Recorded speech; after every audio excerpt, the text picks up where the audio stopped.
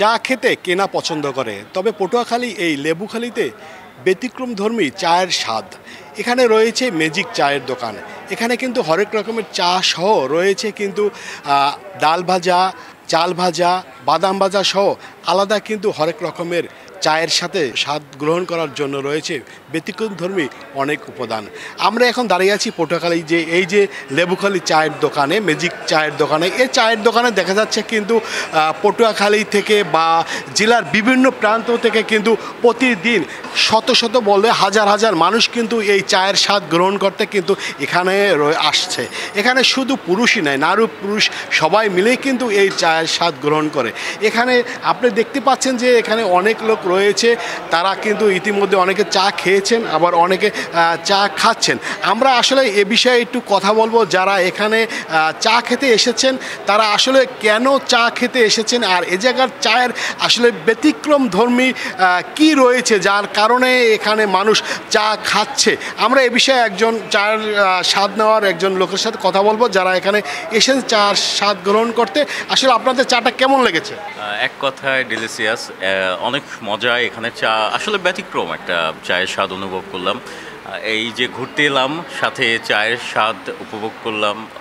যেমনটি শুনলেন, আসলে এই জায়গার চাটা আসলে সাধারণ মানুষ যারা ঘুরতে আসে তারা আসলে চার স্বাদ গ্রহণ করে। তাছাড়া আমি আরেকটু বলে রাখি যে ঢাকা থেকে যারা কুয়াকাটা পর্যটন এলাকা কুয়াকাটা আসে, এই পর্যটন এলাকা কুয়াকাটা যাবার পথে যারা পর্যটক রয়েছে, পর্যটকরা কিন্তু এই যে লেবুখালী এখানে গাড়ি থামিয়ে কিন্তু এই যে ব্যতিক্রমধর্মী ম্যাজিক চায়ের স্বাদ গ্রহণ করেন। এ বিষয়ে আমরা আরেকজনের সাথে কথা বলবো, কাপার সাথে, যে আসলে এই চাটা তিনি চা খেয়েছেন, আসলে তার চাটা আসলে কেমন লেগেছে। যদি এক কথায় প্রকাশ করতে চাই তাহলে হচ্ছে অসাধারণ লেগেছে। আসলে প্রথম চুমুকে এটার স্বাদ একদম ব্লাস্ট হওয়ার মতো একটা স্বাদ পেয়েছি আমি।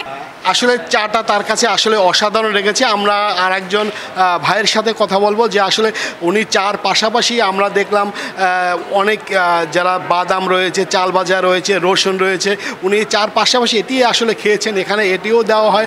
আসলে এটি কেমন লেগেছে তার কাছে?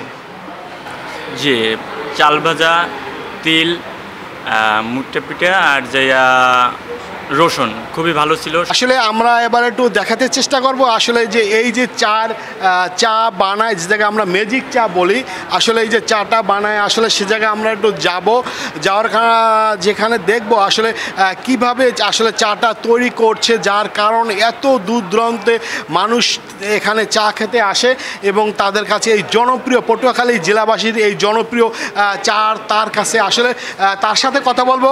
আসলে আপনার এই যে চাটা আসলে মানুষের কাছে কেন এতটা প্রিয় এবং জনপ্রিয়? দেখেন, আমাদের চায়ের গুণগত স্বাদ মান তারা বলছে অতুলনীয়, এই জন্য তাদের কাছে এইটা প্রিয়। আসলে যেমনটি শুনলেন, যারা আসলে চাটা খায় তারা আসলে চাটা তাদের কাছে খুবই পছন্দ, যার কারণে তারা আসলে চাটা মানুষের কাছে জনপ্রিয় হয়ে উঠেছে। পাশাপাশি আমরা একটি দেখব, চা কিন্তু সবখানেই খাওয়া যায়, সব দোকানে কিন্তু চা পাওয়া যায়, তবে এটি রয়েছে ব্যতিক্রমধর্মী চা। হ্যাঁ, চা আমরা দুইটা ক্যাটাগরিতে তৈরি করছি, একটা হলো স্পেশাল, একটা রেগুলার। স্পেশাল চাটা হলো 50 টাকা আর রেগুলারটা হলো 30 টাকা। আর একটা হলো পানের আইটেম, সেইটা হলো 30 টাকা দাম। আর একটা হলো প্যাকেজ, 4টা আইটেম নিয়ে একটা প্যাকেজ। পাহাড়ি ম্যাজিক পান, যেটি আসলে না খেলে সব কিছুই অপূর্ণতা রয়ে যায়, আর এটির মাধ্যমে কিন্তু সব ম্যাজিকের সব স্বাদ গ্রহণ করা হবে এবং এটি আসলে কিন্তু মানুষের ম্যাজিক বলা হয়, যে এটি আসলে সুস্বাদু এবং সব কিছু মিলিয়ে যদি আমরা বলতে যাই, এই যে পটুয়াখালী যে এই যে ম্যাজিক চাটা রয়েছে, এই ম্যাজিক চা আসলে মানুষের কাছে জনপ্রিয় হয়ে উঠছে। এখানে প্রতিদিন কিন্তু সাধারণ এলাকাবাসী সহ যারা পর্যটক আসে সমুদ্র সৈকত কুয়াকাটা, তারা কিন্তু এখানে একটু চায়ের স্বাদ গ্রহণ করে যায়, কারণ চা কিন্তু সবাই খায়। প্রতিদিন কিন্তু এক চুমুক চা না খেলে কিন্তু মানুষের সব কিছু অপূর্ণতা রয়ে যায়, আর যদি হয় ম্যাজিক চা তাহলে তো কোনো কথাই নেই। এই ছিল পটুয়াখালী থেকে, লেবুখালী থেকে আমার কাছে ম্যাজিক চার খবর। মোহাম্মদ মনির হোসেন বাদল, সময় সংবাদ, পটুয়াখালী।